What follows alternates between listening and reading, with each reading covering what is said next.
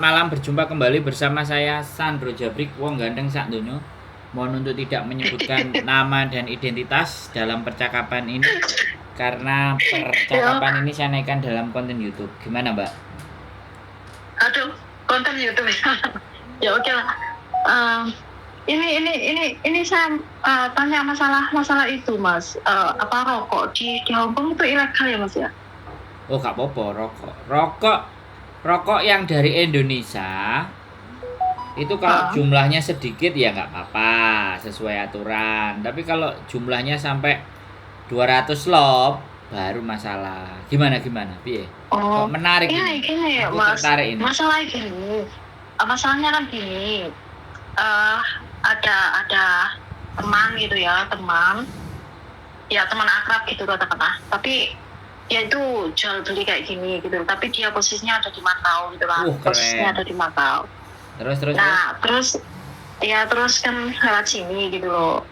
Terus tapi di pihak A kirimnya, dia kan teman saya gitu kan, yang di Macau itu kirimnya lewat alamat orang yang di sini, maksudnya juga orang Indo gitu kan intinya. Nah, habis itu terus pengiriman itu berapa sih? Katanya sih 30 slot gitu loh, Mas. 30 slot. Terus. Nah, itu katanya sih sering dalam seminggu itu ya kirim gitu loh, 30 gitu, 30 gitu loh. Nah, terus pengiriman biasanya itu nggak ada masalah. Itu pengirimannya masuk bea cukai loh ya, dia bayar gitu. Jadi katanya nggak ada masalah gitu. Nah, di sini kok saat ini nggak nyampe. Terus dianya dari Macau sana ke sini. Tanya sama Mbak Dia yang pakai alamat tadi gitu kan intinya.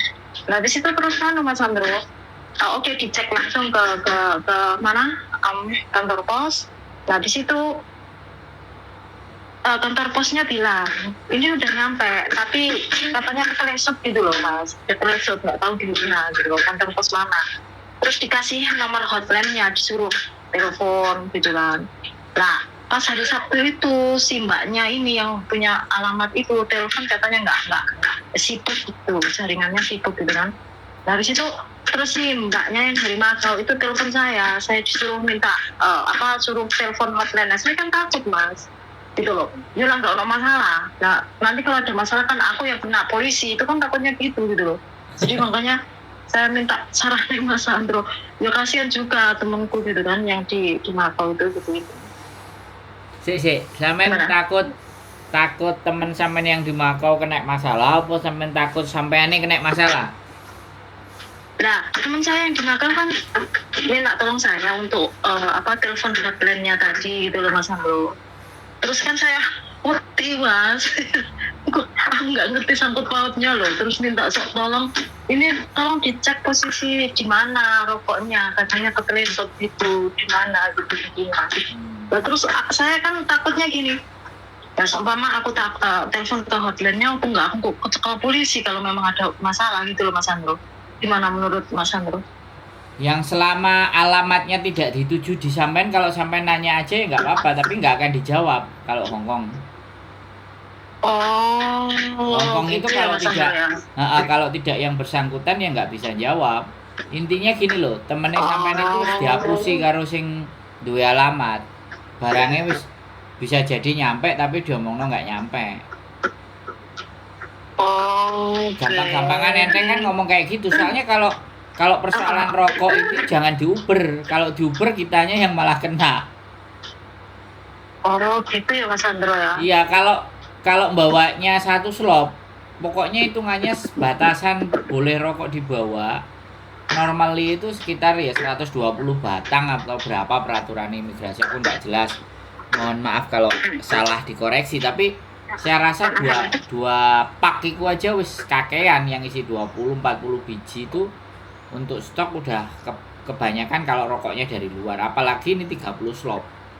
Loh, kalau masalah rokok zaman biyen nggowoku 200 slop, Mbak. Ke Makau itu aku bawa malah hampir 400 slop, 250 slop adanya. Tapi bawanya ke Makau, bukan dari Makau masuk ke Hong Kong. Kalau masuk ke Hong Kong ini lebih ekstrim. Oh iya. Lebih ketat, makanya kalau sampai disuruh dan itu teman, yang nggak ada hubungannya ya mending ngumci lah, aku nggak ngerti lah, aku nggak paham, daripada sampean melok-melok malah sampean dianggap kena sindikat apa pengiriman rokok gelap piye. Itu Mas Andro, saya kan takutnya itu gitu loh Mas Andro. Oh Saya iya. nggak ngerti apa-apa masalah itu. Makanya Terus, nggak usah. Nek sampean nggak ada sangkut pautnya, nggak perlu wis gak usah di follow up, ya golek ono dhewe gitu aja. Kecuali sampean sing bisnis, sampean sing ngirim. Enggak berani sama. Lah iya. Enggak berani kayak gitu. Oke. Suruh Seperti tanya itu ya, sendiri Mas. suruh tanya sendiri alamatnya. Pengiriman rokok dari Indonesia ke Hong Kong ataupun dari Makau. Kan dulu dari Indonesia ke Hong Kong anak-anak sudah banyak yang kena. Lah, saiki dia kali dari Hong Kong dari Indonesia ke Makau dulu. Lah, terus dari Makau dimasukkan ke Hong Kong. Ini kan tata caranya. Ini cara baru. Saya dulu juga sering, Mbak. 50 slot 50 slot dalam 1 minggu 2 kali ya. Bojoku nggih guyu nampani duite. Nggih Mas, terus saya aneh. Apa? Untungnya double. Lah Katanya untungnya double. makanya. Jadi rokok itu benar-benar nang ngene iki anak Indonesia kayak apa ya, berapapun harganya dibeli, dan belinya kan belinya kan kalau orang Hongkong ya sak slop, rong slop langsung gitu. Loh aku dulu kerjaannya 10 tahun yang lalu begitu, Mbak. 10 tahun yang lalu begitu. Jadi saya nek sampean tanyain tentang persoalan kayak gini, ya sekarang kalau sampean mau urus nggak ada masalah. Soalnya nama alamat yang dikirim yang dituju itu kan bukan sampean. Sampean kan menanyakan yang menanyakan kepada yang ngirim di Makau. Tapi sekali lagi kalau mereka bertanya, Anda siapanya? Anda siapa kok menanya kiriman model ini gitu. Tapi biasanya nggak ditanya sama mereka. Tapi kalau ditahan sama mereka ditahan, nah itu yang akan menjadi persoalan, Mbak. Mereka soalnya memerangi juga. Saya dulu pernah soalnya masuk sampai rumah saya 50 slop, tapi cuman 2 slop. Sisinya diisi kerupuk sama diisi kacang, diisi roti gitu. Jadi kan sama kantor pos tidak dipermasalahkan karena paketan nyampe ke Hong Kong walaupun cuma 2 slop, sama mereka juga nggak dibuka isolasinya. Tapi isinya yang penuh jadi kosong dan dilakban ulang di Indonesia udah disikat.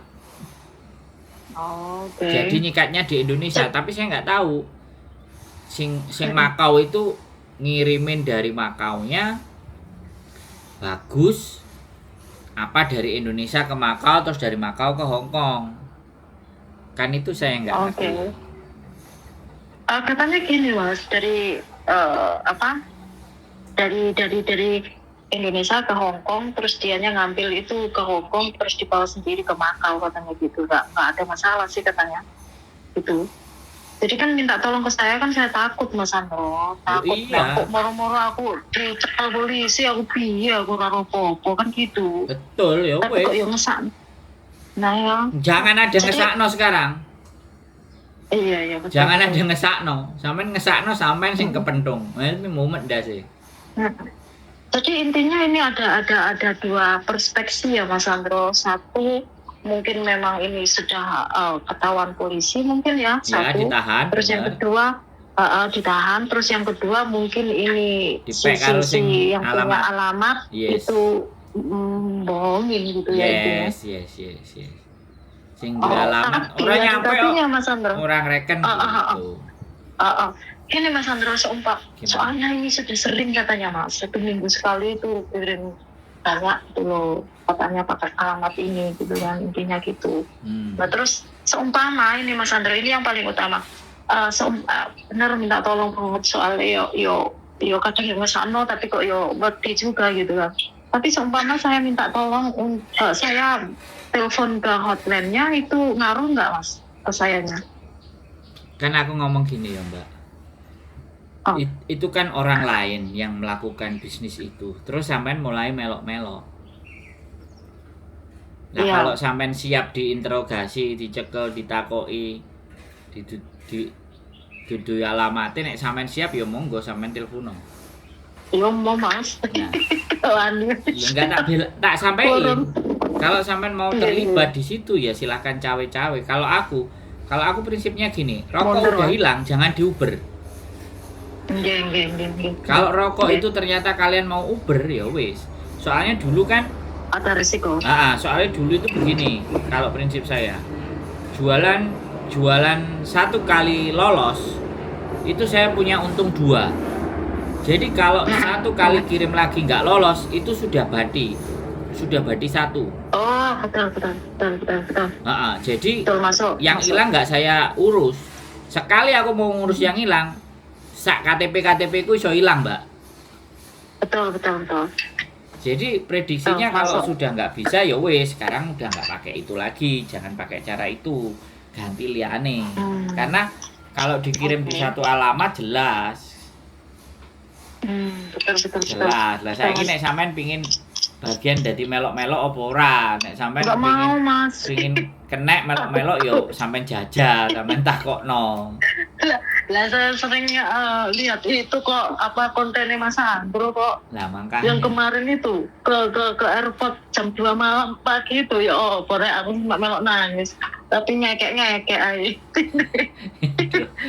nah gak kembali aku sampai ya Allah sampai semini nih yo alami semua Mas Andro itu Lho lah iya sampai lho lah. ngetepno Mbak ke bandara itu jam 2 pagi itu kan Lah, ya yes ya kan? sampai yo Makanya sehat kadang selalu Mas Andro nanti kita gitu. siap. Makanya kan kita bisa dan boleh kasihan, tapi pada saat kita mengasihani dia, posisi kita kejepit nggak? Kalau posisi kita kejepit ya lepasin aja. Kalau posisi kita aman, secara dilihat situasi kondisi keadaan aman. Nah ini sih di perbisnisnya rokok loh Mbak. Nah, Makanya itu, Mas. makanya Takut kan, bojoku dulu itu setelah aku sudah naik ke permukaan, artinya wes sama dia, nek sadurunge sama dia aku kan ndak ada masalah. Turis. Iya. Lah wis sama dia akhirnya timbangane ke belakang kena masalah leren lah wis usaha liane, bisnis liane. Yo games, Mbak. Moro tuaku sampai bingung blonjo rokok sampai 8 juta, sampai 9 juta, sampai 7 juta iki. Arek iki piye carane dodolan ngono? Lah Tapi sampai 12 juta loh Mas sekarang. Loh, ya itu kan sekarang. Saya dulu 7 juta, 8 juta. Itu iya. 10 tahun yang lalu wajar nih sekarang 12 juta. Berarti separuh Mbak, iso 100% tadi. Bahkan nek pinter iso 300%. Iya betul. Makanya jangan tergiur sesuatu yang memang mau. Lah aku dulu kalau istriku nggak kepingin berhenti tak terusno ora ya gak sampai saiki aku nang Hongkong wis 10 tahun biyen wis ndang diulihno karo imigrasi kok. Imigrasi betul. Mas Andro. Ya Allah dapat pencerahan dari Mas Andro ini benar loh. Matur nuwun banget tuh Mas Andro. Ya, hati-hati ya Mbak. Sekali lagi udah ikhlaskan koyo wong bakulan nang jembatan mongkok wingi lho digaruk. Wis ngono ae lah. Iya, ya. Tapi udah tak bilangin Mas. Maaf Mbak kalau saya disuruh itu saya nggak berani. Walaupun sampe dimingi-mingi duit ya tolong. Kalau sesuatu yang butuh, yang diiming-imingi kadang kita diiming-imingi wis tak wae 1000 lah, tak wae 2000. Kadang-kadang kita sulap. Goro-goro 1000 2000 awake dhewe sing dadi tersangka. Iya betul. Saya kan takutnya itu. Iya. Ngomong anak ya. Makasih loh Mas Andro. Iya ini ngomong nih. Anak sampai ngomong anak majikan. Anak majikan yang kita kerja di sini Mas. Anak sampai ya. Enggak penting. Enggak bojo lah, ben aman. Wes enggak malas Mas. Wes peti wes trauma. Udah, tapi nggak tahu nanti kalau diberi lagi. Dikasih lah.